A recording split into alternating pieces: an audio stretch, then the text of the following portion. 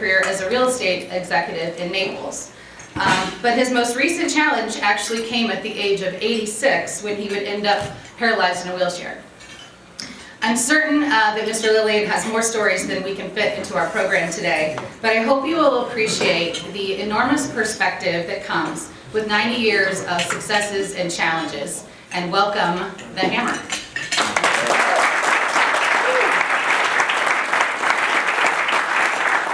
Well, you already know that my name is Richard Lilian, aka Hammer. Now, I'm a 39-year-old man. Well, I'm a 39-year-old man. I'm trapped inside a 91-year-old body. I started out born in Newark, New Jersey. Got any Jerseyites here? Woo! I lived in New Jersey for a couple of years. How you doing? That was back in 1926. I was raised in a small town outside of Morristown, New Jersey, called Mount Freedom. At 17, during World War II, I had my father drive me down to Newark, New Jersey, where I enlisted in the Army.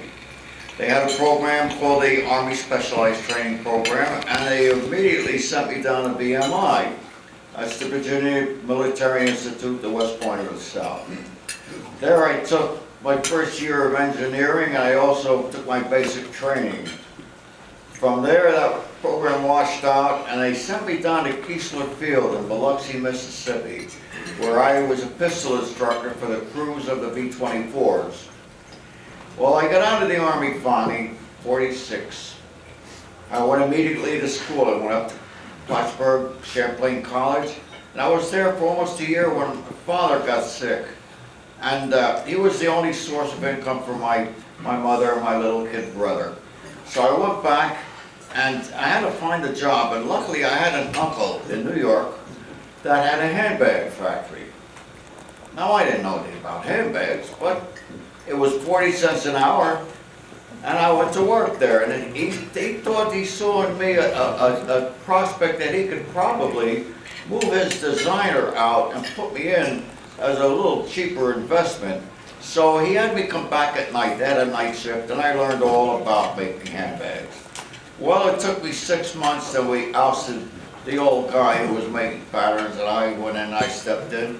And I got pretty good at it, because after a year, my uncle said to me, you know something, you're too good for me. Break in some young kid like I broke you in, and I want you to go out on your own. Well, you know, I did. At 21 years old, I became a handbag designer on my own. I freelanced. When everybody was making 20 bucks a week, I was making $100 a day. I worked 2 days, 3 days a week. I make lines for companies that couldn't afford their designer. I even did samples for a young Donna Karen. Well, in 2 or 3 days, I had a lot of free time, and I found out there were certain things I could do back in New Jersey. I could go around and open a route, a door-to-door route, you know, $1 down, $1 a week, but it was a cash business. Mine was $20 down and $5 a week. Giving a cash business, that's a cash business. Well, that went on so well that I gave up the handbags and I went in full time. Well, going in full time, I had welfare people. I had Puerto Ricans. Well, I had Puerto Ricans, and they, you know, New Jersey in the wintertime, not very pleasant. It was cold. It would snow, and I'd be trapped with my little Volvo. I couldn't move into traffic, and I'd have to get in and start my clutch. I said, what the hell am I doing here? And you know what I did? On a Thursday afternoon, I said, I'm out of here. I sold my route to a guy who was hungry for it, 50 cents on the dollar. I took my car down to Mayflower, and I had my little Volvo shipped down to Puerto Rico, and at 12 o'clock Sunday night, I caught the chicken flight out of Newark Airport, and I landed in San Juan, Puerto Rico at 5 o'clock in the morning. I got out of the plane, it was warm. It was warm, and I was in Puerto Rico. I didn't have a job. I couldn't speak the language. I don't know where the hell I was, but it was warm. I found a taxi driver from Brooklyn who took me over to a hotel where I stayed over, and I started to get the lay of the land. After a couple of days, I put an ad in the San Juan Star, which was the only English-speaking newspaper in Puerto Rico, and within 2 weeks I had a job. I had a job thanks to Operation Bootstrap, which at that time enticed many, many factories from New York and from other parts of the country to come down there because they had a lot of benefits. 17 years tax exemption, the first year where they would subsidize the pay of the people. And I got a job as a supervisor of a costume jewelry factory. Well, that was pretty good. We had 70 employees, and we had a couple of guys in there that could speak English. I didn't speak any Spanish. But one of the perks that I got was a membership in Berlin Country Club, and I love my golf. Well, I gotta tell you something. Berlin was an attraction for me. We used to play on the weekends, and we'd have tournaments. And I went out there one weekend when we didn't have a tournament. I got there early to get a game together. You know, of course, a few shekels changed hands. And Mr. Martinez, the manager, came to me and said, "Mr. Lilian, I'm so glad you got here early. I've got a foursome waiting out on the tee, and they want to go out to play golf. They're going to be our guests, and we need a club member to take them around." I said, "Fine, I'm available." I said, "We can't play as a fivesome because that's not permitted. One of them is not going to play golf. He's going to walk around the golf course, and you'll know who he is when they introduce him."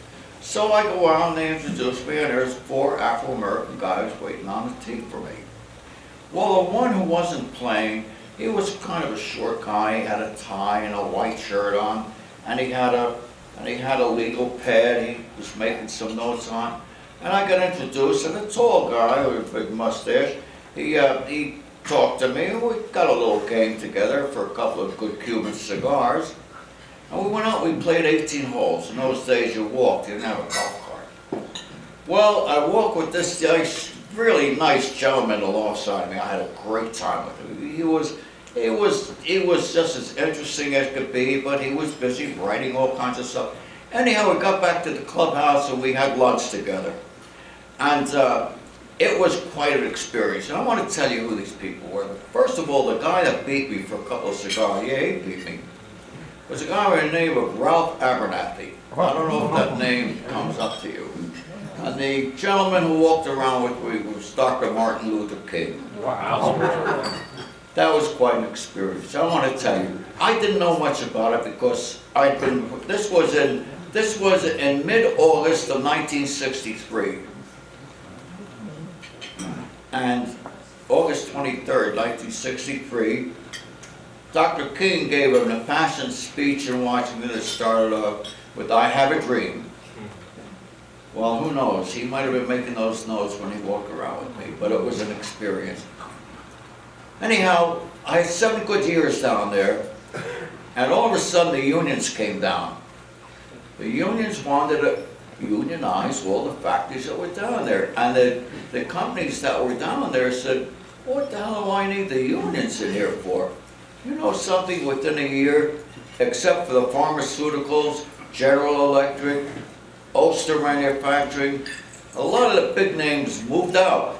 And of course they moved out to places like Taiwan and Costa Rica and Mexico, places that saw the advantage of giving these benefits and drawing factories from the United States.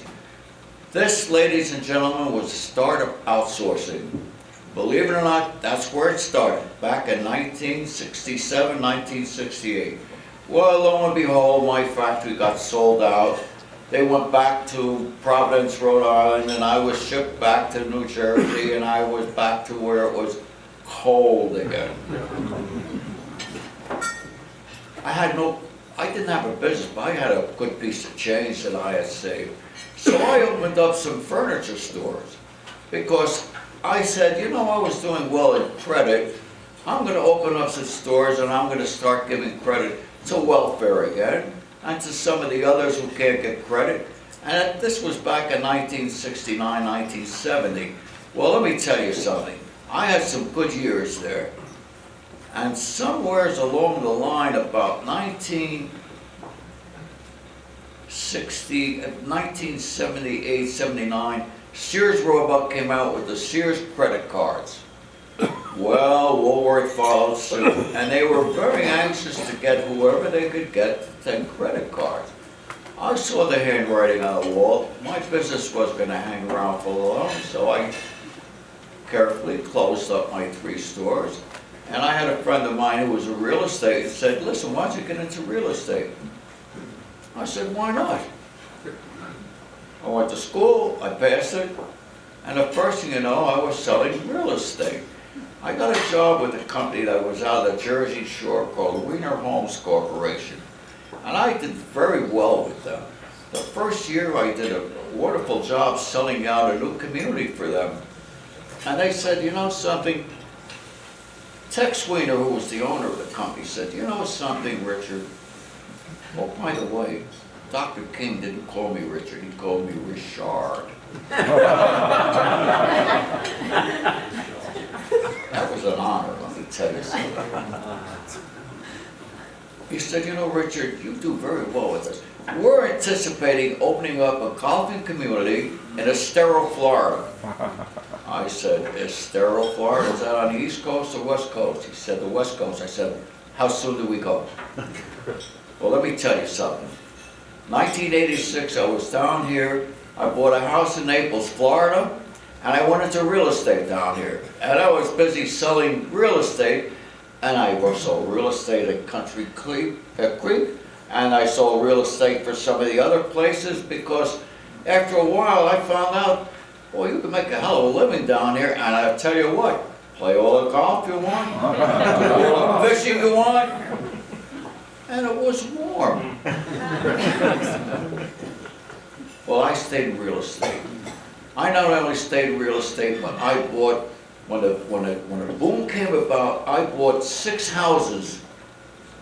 Why not? I was in a position to buy. I had bought when I first went there, I bought a house close to the Gulf of Mexico with a swimming pool, $87,000. I bought a lot that was on Vanderbilt Drive for $19,000. Well, after a while, when things really got good, I sold my house, the little house that I had bought, and I sold that for $149,000. I used that money to build a house on the lot that I had, and I put up a $200,000 house that was over 3,000 square feet, and I sold it for $649,000. Well, I flipped that, and the money I used for flipping it, I purchased a house on a golf course back east of the Gulf. And the first thing you know, I was doing very well, and then the bubble broke. Well, one year, 2007, when I took an inventory of what my net worth was, I showed up, I probably was worth $2.5 million. The next year, when I took my little inventory, I was in a hole for $349,000. Now, some of you that are in business knows what it is, the ups and downs. But that's the one thing about business. You've got an opportunity to get up, and you have an opportunity to get down. But the idea is, when you get down, get up again. Anyhow, I was doing very well. I was 86 years old. I not only was selling real estate, but I had just started selling dual flush systems to the various hotels down there. I had a new business going. I mean, 86, I had a lot of mileage left on my wheels. Then one day, I had a pain on my foot. I went to the podiatrist, and he gave me a prescription for pain medicine. And I took the pain medicine in the morning, and I was working on my computer, and I had, you know what it is, I had a nice sized martini at 3 o'clock. Some of you, I'm sure, imbibe a little bit at the end of the working day. I stood up to go to the kitchen, and the next thing I know, I was laying on the floor, and my glasses were a foot away from me. I reached for my glasses, I realized I had fallen, and I was paralyzed. I hit my head against some furniture, snapped my head back, crushed vertebrae, and there I was. And here I am in Tampa, Florida, in the James A. Haley Veterans Hospital. Let me tell you something. I have figured out that I fell for a reason. I didn't have enough warning in advance that having taken a certain medication and having alcohol afterwards could be very, very dangerous. So I've decided that I'm going to help others who might fall into the same slip. I've designed a logo. It has a martini glass with a line through it. Underneath it says no alcohol. It's bold, red and black. And now I'm trying to get the FDA to put down on every package that goes on the outside of the packages that are picked up that have prescriptions that they should not take alcohol because of the prescription. And then it'll make people aware that there is a problem. They ought to be very careful about this. Call your doctor, call your pharmacist. But I hope that in time, the people will not fall into the same trap that I did. So, of a circumstance, a bad circumstance, I'm going to make something good come of it. Well, the fact that I am paralyzed, but I can, thanks to the VA, I'm able to move my arms, I can move my hands. And thanks to Bernadette Hoffman, the lady that brought me here. She's my recreational therapist.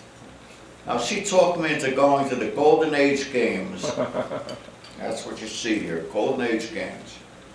This is a form of Olympics for anybody that's treated by the Veterans Administration that's 55 or older. Well, I competed. Last year I went to Detroit. I competed in 4 different things and I won a gold, a silver, and a brass medal. This year I was determined I was going to do better than that. So we went to Biloxi, Mississippi, back where Keesler Field was back in the 43, 54. Only the town's a little bit different from what it was then, and so is Keesler Air Force Base. Well, I competed in 4 events, and you can see how well I did. 4 gold medals. So let me tell you something. This only shows you something. The first thing you have to forget about is the word P-A-S-T. Forget about the past. Draw from the past, use it for the future. Don't let things get you down. Look, I have things to do, I have a job to do, I have something I'm trying to get through the FDA. I'm going forward with my life. I may be in a wheelchair, but you guys are up on your feet. You get out there and you can be successful as you want. Hard work, forget the word if. The only time you use the word can't is when you say, I can't use can't. And I'm going to leave you on that note. And I want to thank you very much for your attention. I appreciate very much coming here to be able to speak to you. And I hope that I'm able to inspire you to move forward with your businesses and with your life. Thank you.